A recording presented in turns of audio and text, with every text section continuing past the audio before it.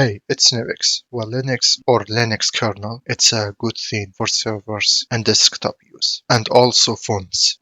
Android use Linux kernel, and for desktop, well, still Windows in the top. But these years, Linux getting good for desktop use and gaming. Well, we know Valve improved gaming a lot in Linux by making Proton for Linux to play Windows games on Linux, and gaming is important for a user. Well, let's talk about why Linux is good. Well, because you have so many options, so many distros and desktop environments like KDE, GNOME, and XFCE and more. Distros like Ubuntu, Arch, CashOS, Bazzite, Zorin OS, and Debian.